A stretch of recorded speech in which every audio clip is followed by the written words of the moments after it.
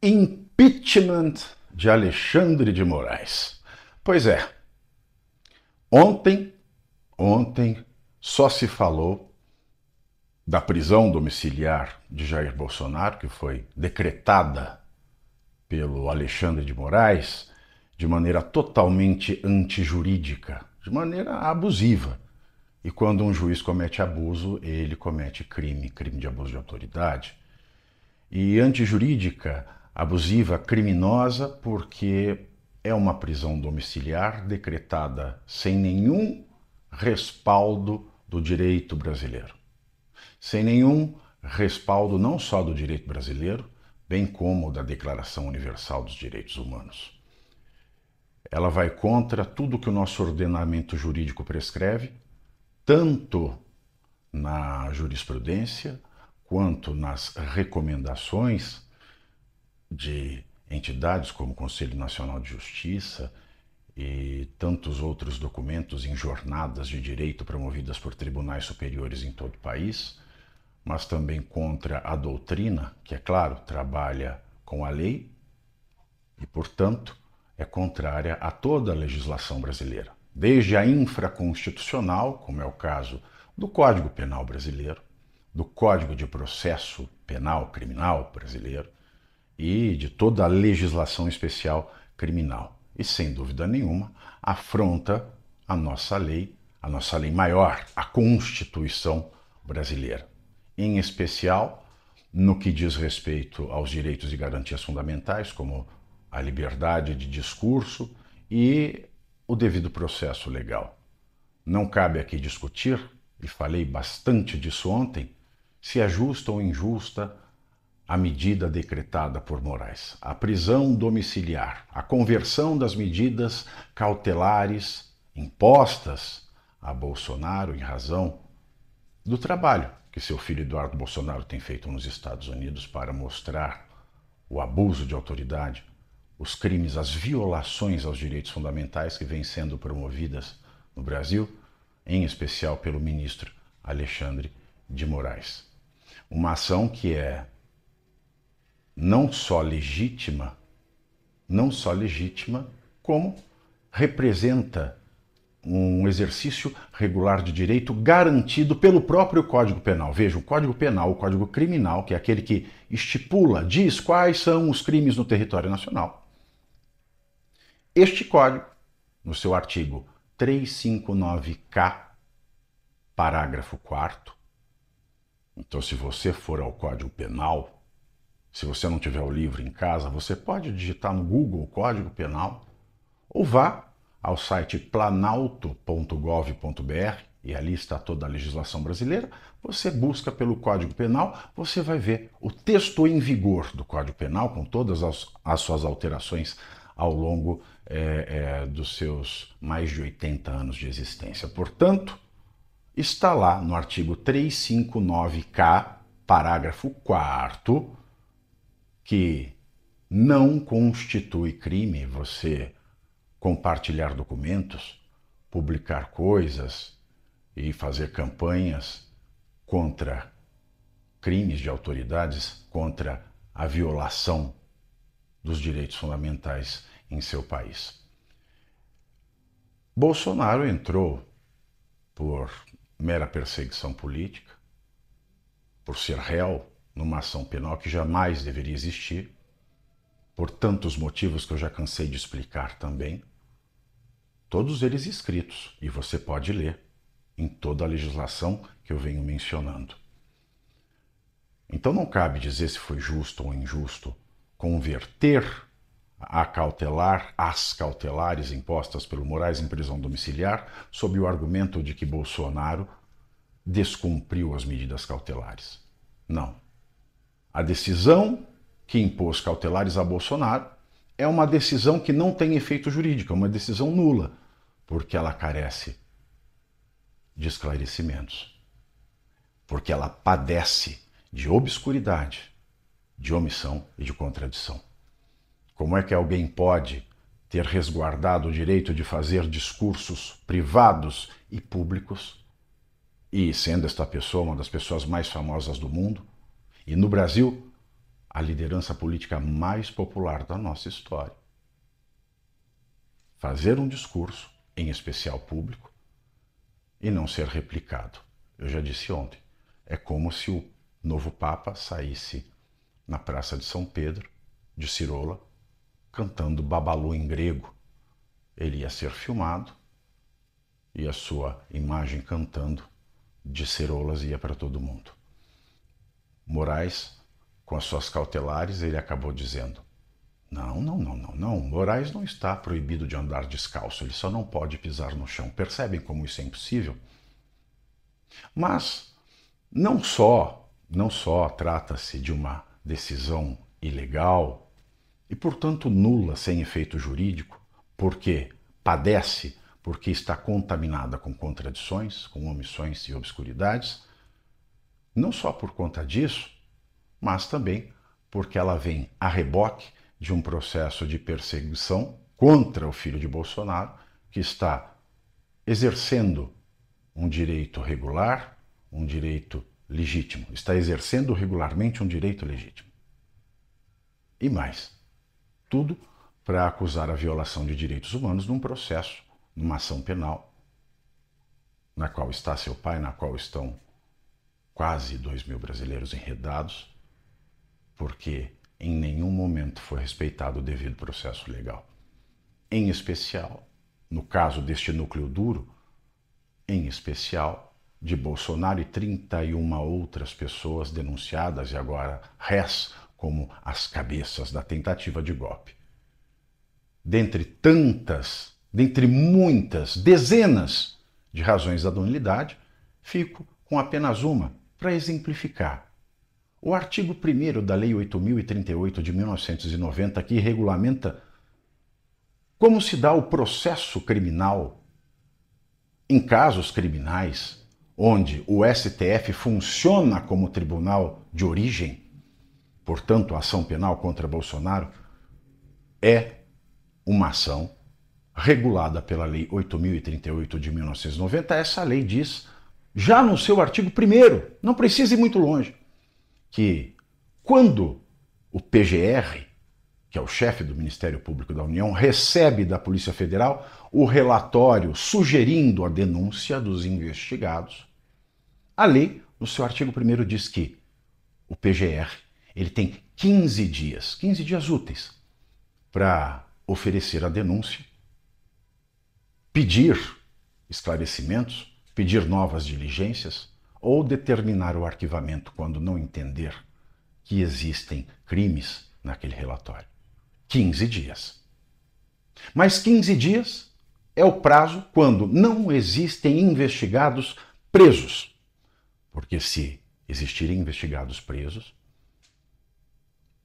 como existe no caso de Bolsonaro, nós temos o Braga Neto, que está preso até hoje.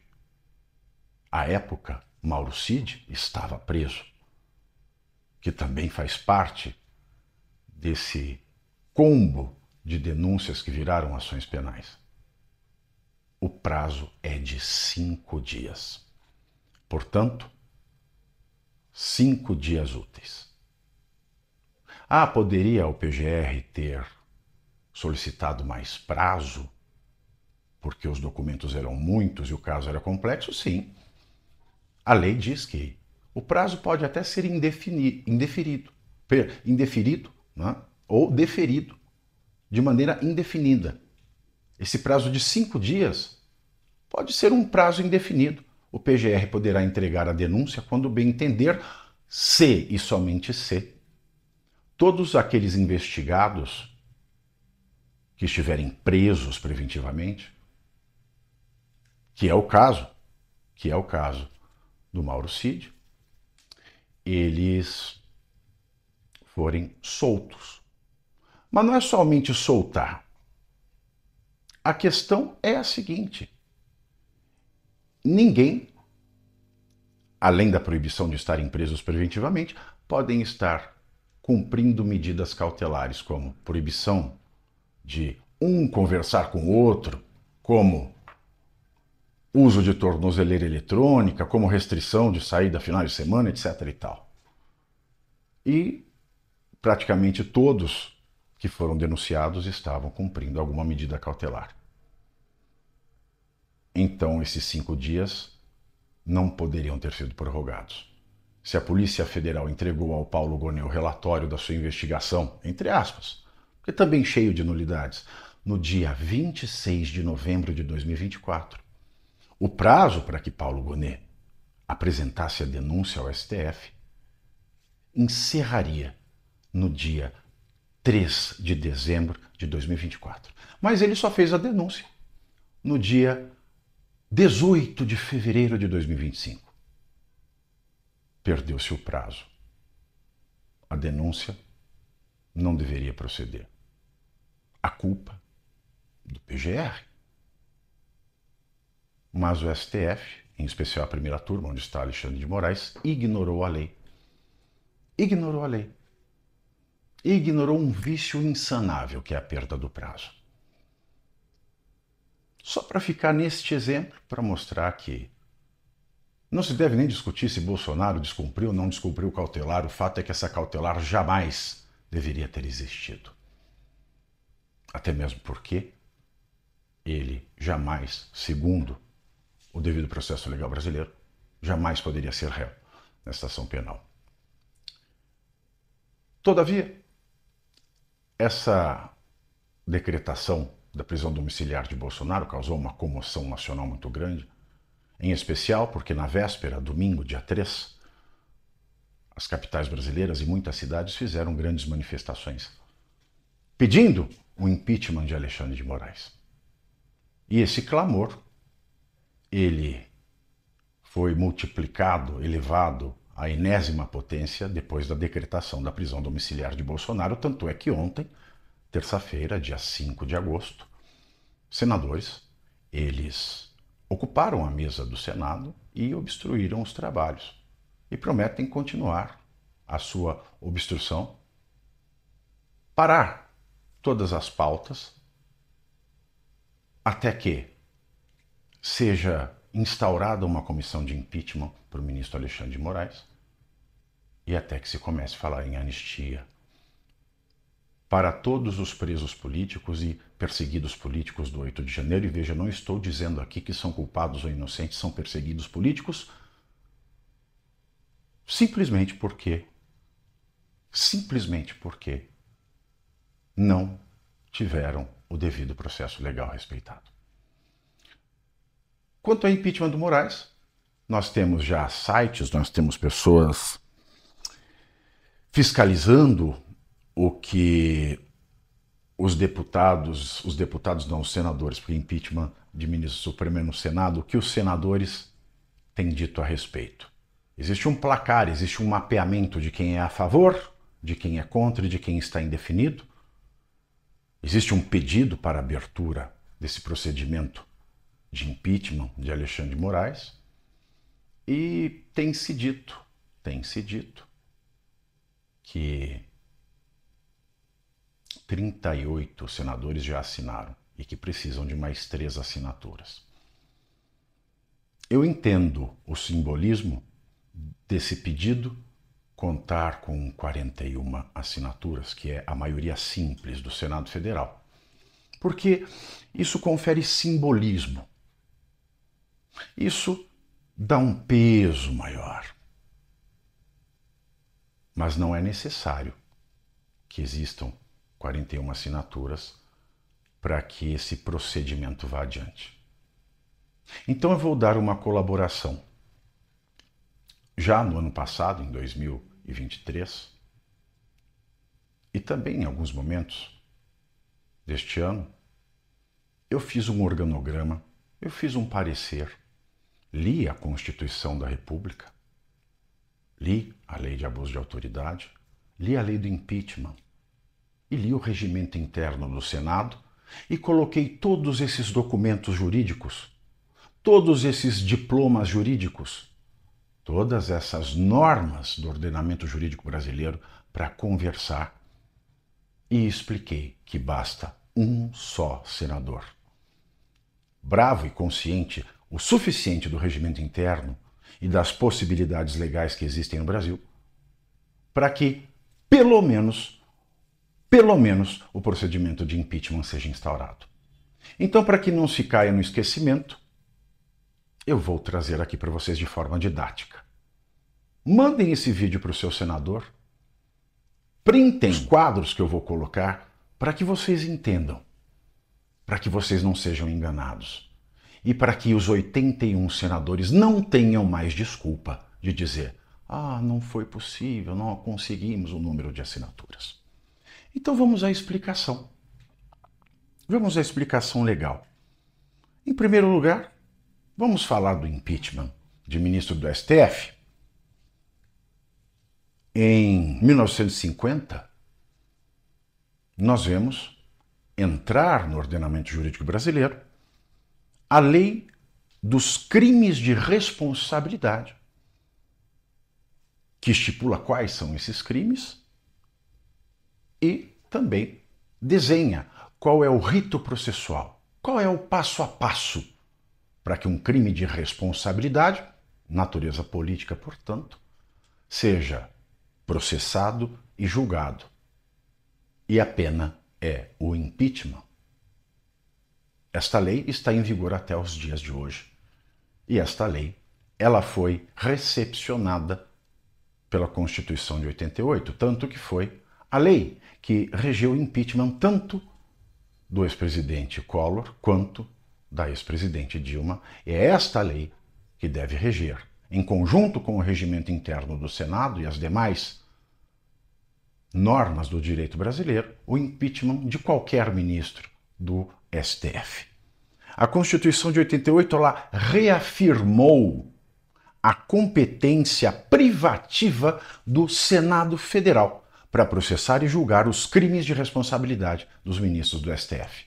Então, expressamente, a Constituição de 88 recepcionou a famosa lei do impeachment, que é de 1950. Portanto, ela é válida. Em 2016, o STF, o próprio Supremo Tribunal Federal, no julgamento da ação de descumprimento de preceito fundamental, a DPF número 378, nesse acórdão, o STF reconhece que a lei de 1950, esta do impeachment, que foi recepcionada pela Constituição, o STF reconhece esta recepção constitucional da lei. Ele diz que apenas alguns dispositivos, e diga aqui para vocês quais são, os artigos 23, parágrafos 1º, 4º, 5º, o artigo 8º, primeira parte, e o artigo 81 não foram recepcionados. De resto, tudo é constitucional. Valem, portanto, todos os artigos dessa lei do impeachment de 1950 quanto aos crimes de responsabilidade e o rito processual para o impeachment no que se refere ao impeachment de ministros do STF pelo Senado. Esse acórdão do Supremo Tribunal Federal, publicado em 2016, nos autos da DPF 378, ele dispõe o seguinte, prestem atenção. 1.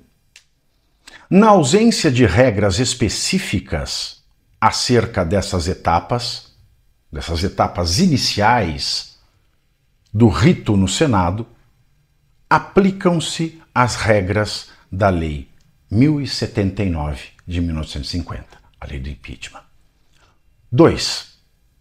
A instauração do processo pelo Senado se dá por deliberação da maioria simples, a partir do parecer elaborado pela comissão especial. 3. Não pode, prestem bem atenção, não pode a mesa do Senado, por decisão irrecorrível, rejeitar sumariamente uma denúncia, um pedido de processo de impeachment. 4. Todas as votações, em todas as etapas, são abertas. Todos nós temos o direito de saber como votou cada senador. 5. No silêncio da Constituição Federal, a lei 1079 de 1950 e o regimento interno, não é admissível que o presidente da Casa, o presidente do Senado, Davi Alcolumbre, possa alterar o rito processual, o procedimento do impeachment, por analogia, por exemplo, ao regimento interno da Câmara dos Deputados. Porque na Câmara dos Deputados, onde se dá início ao procedimento de impeachment do presidente da República e ministros de Estado, não os do STF, é claro, aqueles do Executivo, muito embora eu acredite que isso já caiu, porque o presidente deve ser responsável pelos atos dos seus ministros. Mas vamos lá. Na Câmara dos Deputados, onde começa o processo de impeachment do presidente da República, o presidente da Câmara dos Deputados tem um poder enorme. Ele pode sentar em cima. Ele pode guardar e perder, pela infinitude dos tempos, um pedido de impeachment. No Senado, não.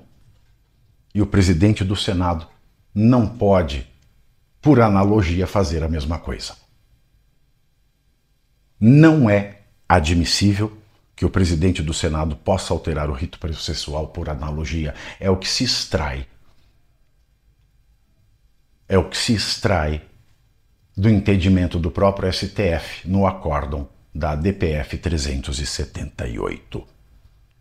Ora, por fim, mais um sexto elemento de destaque. O preceito constitucional não fala, prestem atenção também, em analisar a instauração ou o recebimento de uma denúncia, de um pedido de impeachment do STF. Ele fala em processar. Portanto, o presidente do Senado, ele não tem o poder de analisar a instauração, ou seja, decidir se vai ser instaurado ou não. Ele tem a obrigação de dar prosseguimento. E só. E só. O presidente da Câmara dos Deputados, no impeachment de presidente da República, analisa se instaura ou não, ou esquece. Mas o presidente do Senado não pode. Em resumo, o regimento interno do Senado não dá ao presidente do Senado, como faz o regimento interno da Câmara dos Deputados no seu artigo 218, regra que não existe no regimento interno do Senado. Então, portanto, o regimento interno do Senado não dá ao presidente do Senado o poder de realizar privativamente e sem prazo o juízo de admissibilidade do pedido após o recebimento. Recebimento significa apresentação, protocolo. Você protocolou no Senado. Quer dizer que a denúncia foi recebida e, portanto, deve ser processada.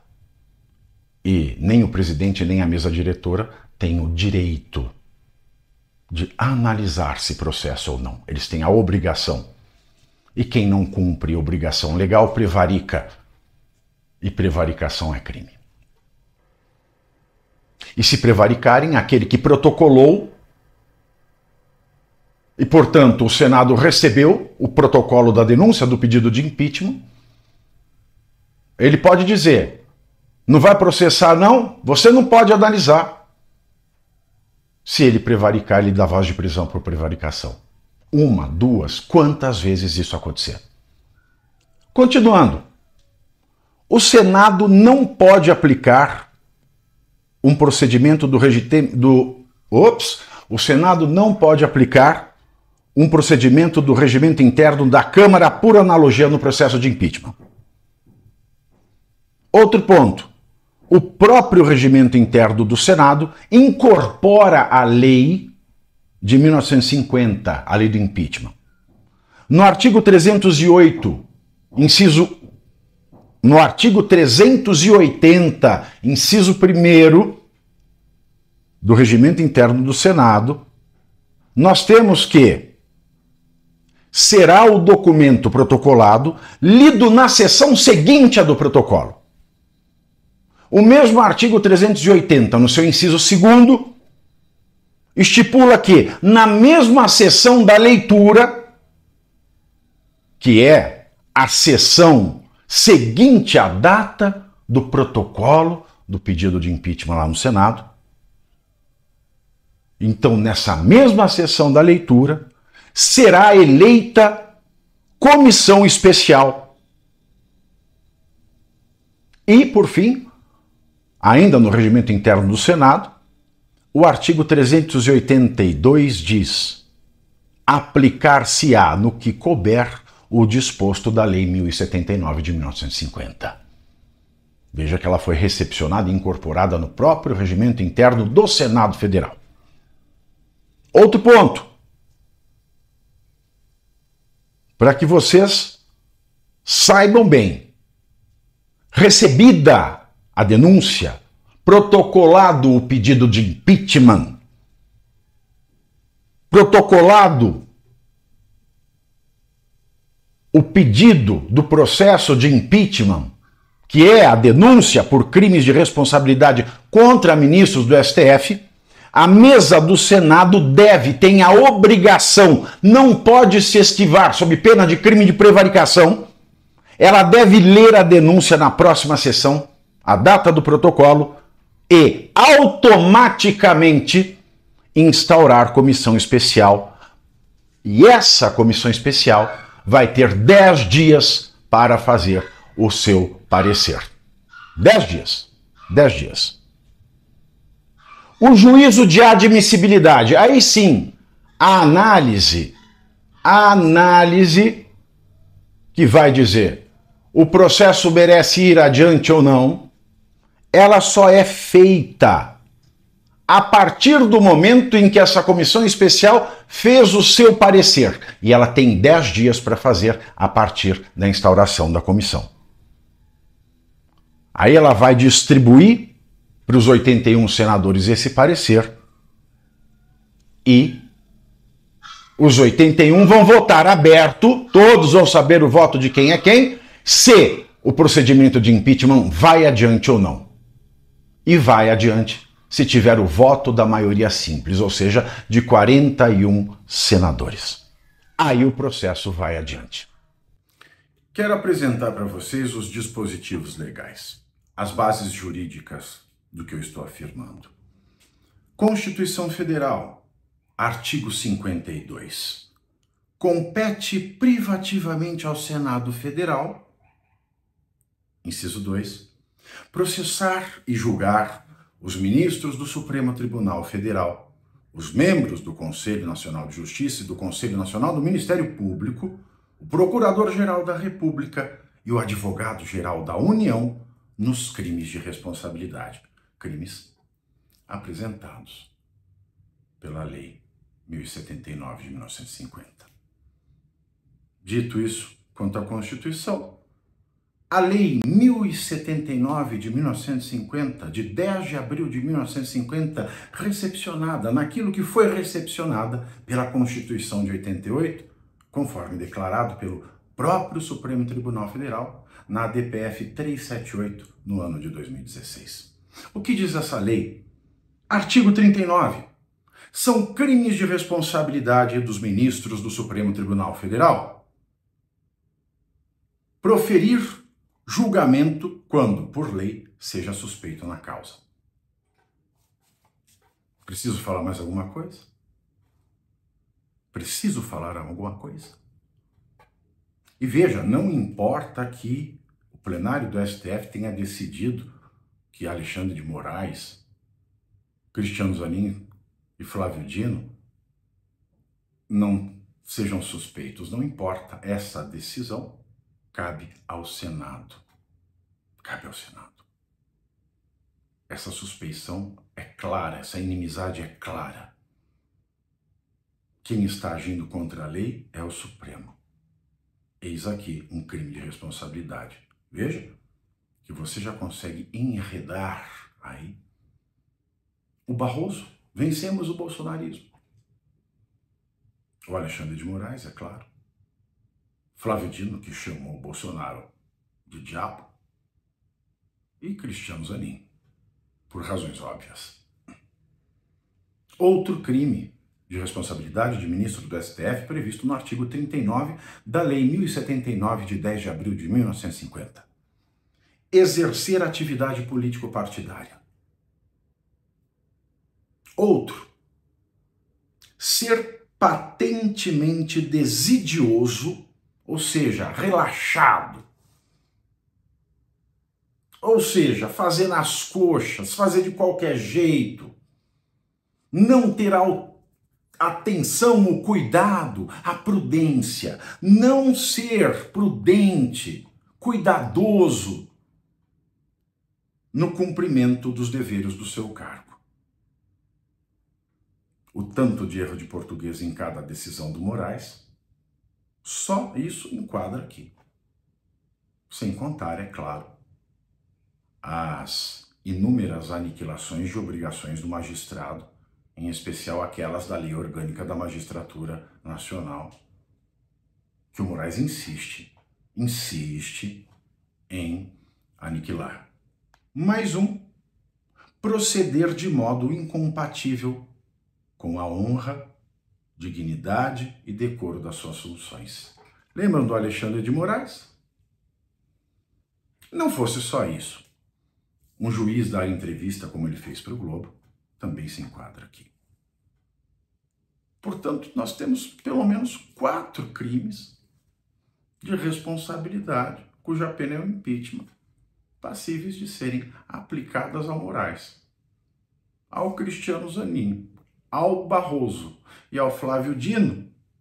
Nós temos pelo menos 2 crimes: a suspeição e a atividade político-partidária. O artigo 41 da lei do impeachment, ela diz o seguinte: é permitido a todo cidadão denunciar perante o Senado Federal os ministros do Supremo Tribunal Federal e o PGR pelos crimes de responsabilidade que eu acabei de falar. A denúncia, diz o artigo 42, a denúncia só poderá ser recebida se o denunciado não tiver, por qualquer motivo, deixado definitivamente o cargo. Ou seja, o impeachment só se dá enquanto o ministro do STF estiver no cargo de ministro do STF. Artigo 44 da mesma lei. Recebida, ou seja, protocolado no Senado. Protocolada a denúncia do crime de responsabilidade. Protocolado ali para a mesa diretora, apresentada a ela. A denúncia será lida no expediente da sessão seguinte e despachada a uma comissão especial eleita para opinar se o procedimento deve ir adiante ou não. Artigo 45 da mesma lei. A comissão a que alude o artigo anterior reunir-se-á dentro de 48 horas, 2 dias, e, depois de eleger o seu presidente e relator, emitirá parecer no prazo de 10 dias sobre a denúncia, sobre se a denúncia deve ser ou não julgada objeto de deliberação. Dentro desse período, poderá a comissão proceder a diligências que julgar necessárias. Artigo 46. O parecer da comissão, com a denúncia e os documentos que a instruírem, o parecer será lido no expediente da sessão seguinte no Senado. Ou seja, 10 dias faz o parecer. A partir do 10º dia, na sessão seguinte, ele vai ser lido, publicado no Diário do Congresso Nacional e em avulsos, que deverão ser distribuídos entre os senadores e incluído na ordem do dia da sessão seguinte. Para quê? Para que se vote se o parecer da admissibilidade, ou seja, continua o processo, vai continuar de fato, ou se o parecer que sugere o encerramento da denúncia, não tem razão. Ou seja, para que se decida se vai haver procedimento de impeachment ou não, independentemente do parecer. O parecer é apenas um guia para essa votação. Artigo 47. O parecer será submetido a uma só discussão e a votação nominal, considerando-se aprovado, se reunir a maioria simples dos votos. Se o parecer disser existem condições para que o ministro do STF seja processado por crime de responsabilidade e possa ser sancionado por impeachment. Se ele disser isso, e se tiver 41 votos de acordo com o parecer, o processo começa. Ou, se o parecer disser o contrário, não existem elementos, não recomendamos o processo de impeachment. Se essa recomendação não atingir 41 apoiadores, o processo continua, porque o parecer pelo não procedimento foi rejeitado. Neste momento, ele fica afastado do seu cargo de ministro do Supremo. Bom, o que diz o regimento interno do Senado a partir das coisas que estão na lei do impeachment? Vamos ver? Artigo 378 do regimento interno do Senado. Em qualquer hipótese, a sentença condenatória do impeachment só poderá ser proferida pelo voto de 2/3 dos membros do Senado e a condenação limitar-se-á à perda do cargo com inabilitação por 8 anos para o exercício de função pública, qualquer função pública, sem prejuízo, é claro, de sanções judiciais cabíveis, no caso de crimes previstos na legislação penal. Perceba que aqui fala-se de 2/3. A votação por maioria simples é apenas aquela da admissibilidade, se o processo de impeachment vai ou não para frente. A votação para a condenação do ministro ao impeachment é que requer a maioria qualificada de 2/3 dos senadores. Vamos ao artigo 380 do Regimento Interno do Senado. Para julgamento dos crimes de responsabilidade das autoridades indicadas, olha só que trava-língua, obedecer-se-ão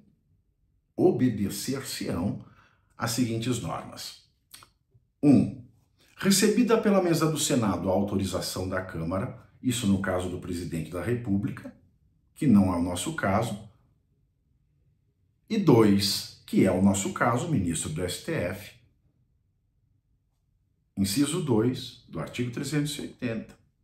Na mesma sessão em que se fizer a leitura, será eleita a comissão, constituída por 1/4 da composição do Senado, obedecida à proporcionalidade das representações partidárias ou dos blocos parlamentares e que ficará responsável pelo processo. Aqui se mostra mais uma vez que não é nem a mesa, nem o presidente do Senado que admitem ou não um processo de impeachment. Aqui fica claro que, protocolado o pedido de impeachment, protocolada a denúncia por crime de responsabilidade que culmina na pena do impeachment, deve ser eleita imediatamente esta comissão que vai fazer o parecer, que vai ser votado. Ok? Artigo 382 do Regimento Interno do Senado.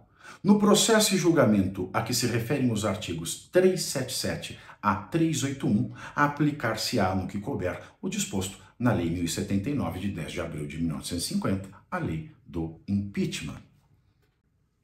E eu volto aqui a falar do Supremo Tribunal Federal, naquele acórdão do ADPF 378, porque eu quero que vocês prestem bem atenção nestes trechos que passaram a regulamentar a matéria de impeachment no país.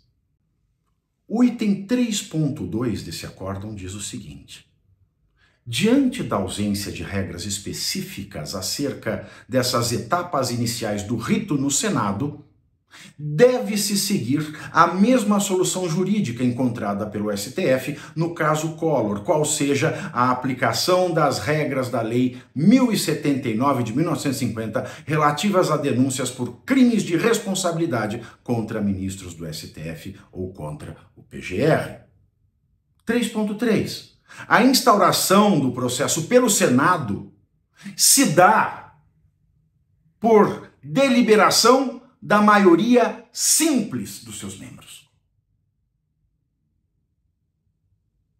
Ou seja, fica claro aqui que o presidente do Senado não tem o mesmo poder que o presidente da Câmara. Até porque esse mesmo item 3.3 diz: é improcedente, não se pode admitir que o presidente do Senado ou a mesa diretora do Senado tenha pretensões de possibilitar a própria mesa do Senado, por decisão irrecorrível, rejeitar sumariamente uma denúncia. E por fim, quando, no mesmo acórdão desse ADPF 378 do STF, ele se depara com o artigo 52 da Constituição, ele diz que o preceito constitucional não fala em analisar a instauração ou o recebimento de uma denúncia de crime de responsabilidade de ministro do STF, portanto passível de impeachment, e sim em processar. O próprio STF diz: no Senado funciona assim. A mesa, o presidente, recebida uma denúncia, entregue uma denúncia de crime de responsabilidade contra ministros do STF, ele não tem o poder de analisar a instauração do procedimento, mas sim a obrigação de processar, de levar adiante imediatamente. Talvez por isso os nossos senadores já queiram se adiantar com 41 assinaturas, mas eles se equivocam porque, de qualquer maneira, deve ser observado o processo. Deve ser instaurada uma comissão. Esta comissão vai fazer o parecer e só depois do parecer as 41 aprovações ao processo de impeachment são necessárias. Neste momento, basta que um senador apenas. Um apenas. Protocole na mesa e, ao final da sessão, levante a sua mão. Precisa pôr na próxima sessão. E se a mesa nada fizer, ele pode dar voz de prisão. Pode. Ele pode dar voz de prisão. Um só, basta um só. Porque assim estipula a Constituição, a Lei 1079 de 1950, o regimento interno do Senado, e muito bem explica o acórdão da ADPF 378, julgado pelo STF no ano de 2016. Um só, um apenas, bastaria. Não precisaríamos de mais, apenas basta. E vou colocar aqui então agora um organograma, para que vocês entendam, possam printar a tela e mandar para o seu deputado. E não ser mais enganado por ninguém. Olha como é que funciona, que bonito. Olha que didático que ficou. Primeiro passo, protocolo. Protocolo da denúncia por crime de responsabilidade. Crimes que são puníveis com impeachment. Protocolado. Na primeira sessão seguinte, olha a setinha, protocolou, primeira sessão seguinte, é obrigatório que nesta sessão se faça a leitura da denúncia por crime de responsabilidade de ministro do STF. Feita a leitura, nessa mesma sessão da leitura, Nessa mesma sessão em que é obrigatória a leitura, também é obrigatória, conjuntamente, a instauração da comissão especial. Instaura-se então ali a comissão especial, que tem 48 horas para se reunir e eleger um presidente dessa comissão especial e um relator, e tem 12 dias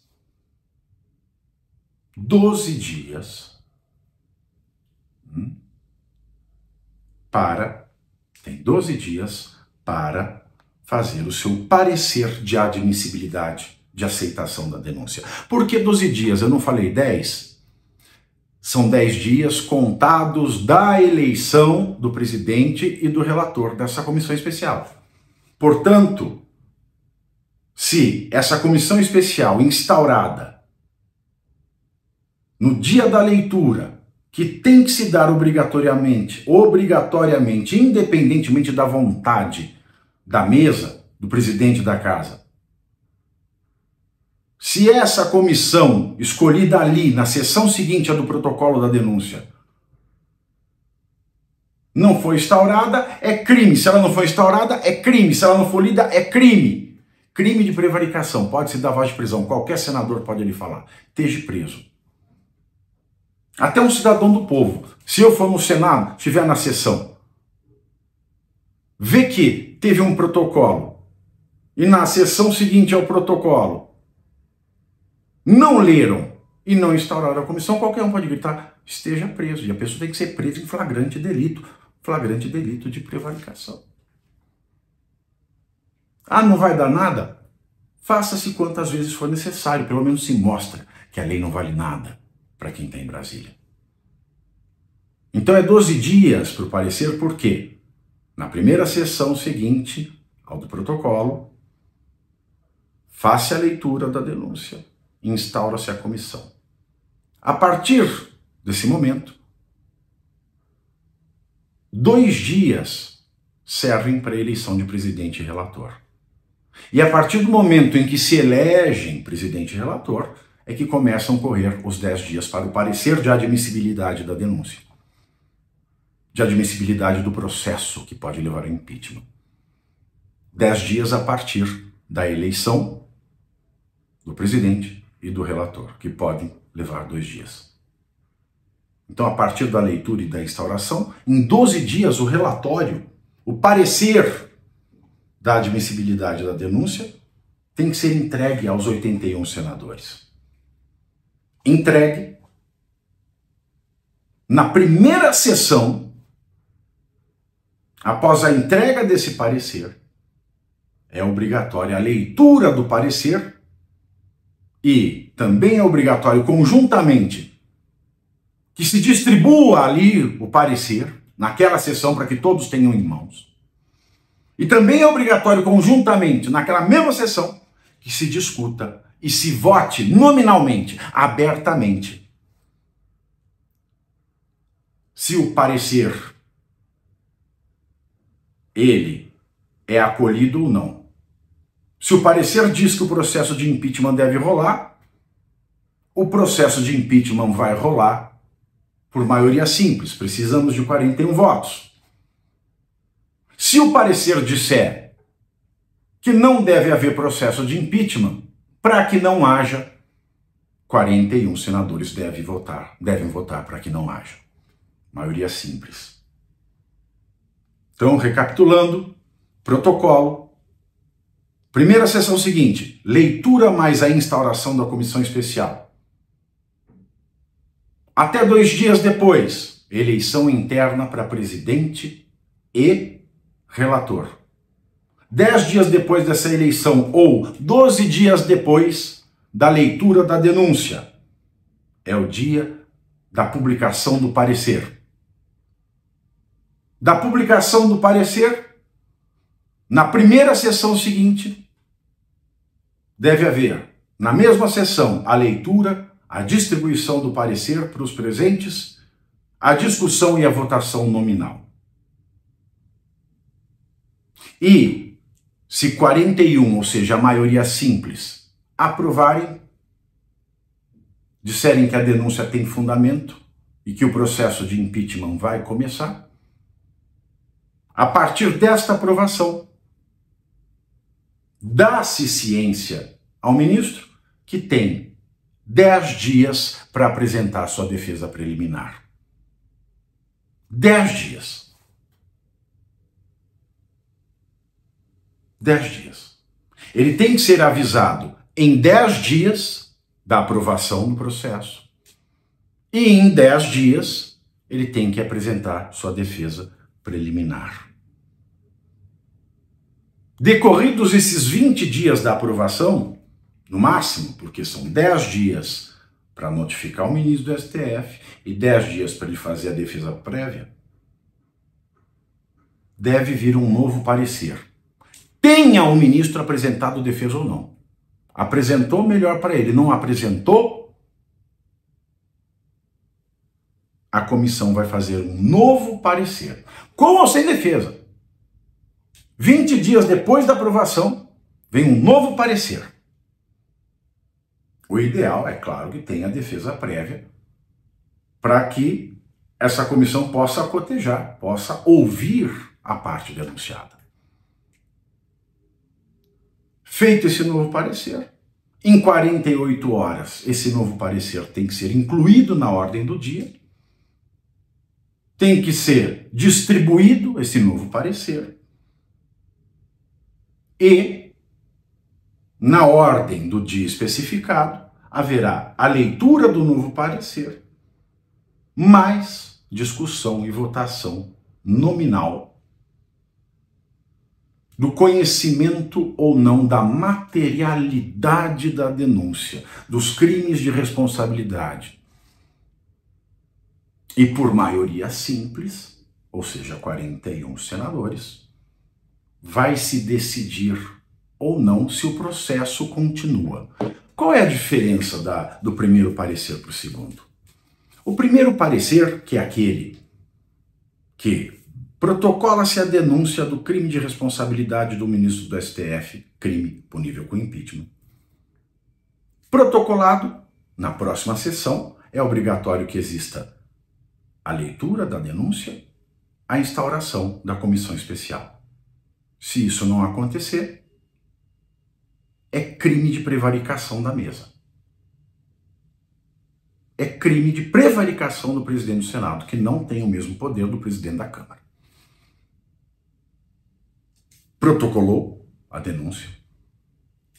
Na próxima sessão, leu e instaurou comissão especial. 2 dias para a eleição, dentro dessa comissão, do relator e do presidente. Eleito relator e presidente dessa comissão especial, 10 dias para o parecer. Esse parecer diz se a denúncia ela reúne condições processuais de seguir em frente. É caso de processarmos? Faz sentido o que foi ali colocado? Fez o parecer. Em 10 dias, na próxima sessão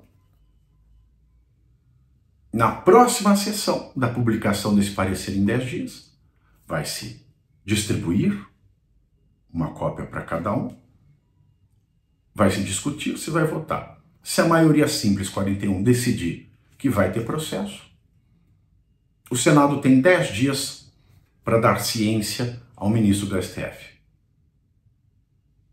Dada a ciência ao ministro do STF, ele tem 10 dias para apresentar uma defesa prévia. Ele vai fazer a sua defesa prévia, vai protocolar na comissão especial e a comissão especial vai olhar. Olha, o que denunciam aqui, ele está se defendendo com isso. Diante desta defesa prévia,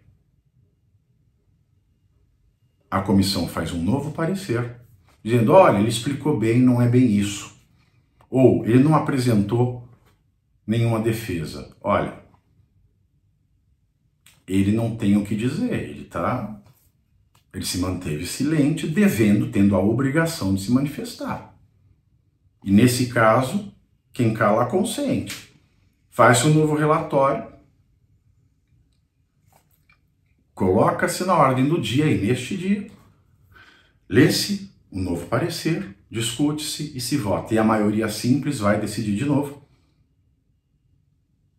a depender da defesa prévia, se subsistem as condições para a continuidade do processo de impeachment.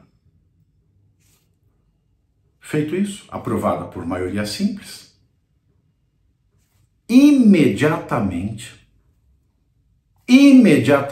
deve ser intimado o ministro do STF. E se foi alguém de fora do Senado que fez a denúncia, também deve ser intimado para acompanhar o processo. Aprovou, imediatamente intimou, e em 48 horas, ou seja, até 2 dias, vai vir a peça formal de acusação. Intimou 2 dias, 48 horas, a peça de acusação definitiva e, feita em 48 horas a acusação, terminadas essas 48 horas, começam as 48 horas para a defesa do ministro do STF. Aprovado, então, de fato, o processo, tem 2 dias a comissão especial para fazer, ao lado daqueles que denunciaram, a acusação definitiva. Feita, tem 2 dias o ministro do STF para se defender. Apresentada a defesa, ou seja, findas essas 96 horas, 48 horas mais 48 horas, deve haver imediata designação do julgamento. E na data designada para o julgamento, o impeachment se dará. Caso votem pelo impeachment, a maioria de 2/3 do Senado, ou seja, 54 senadores.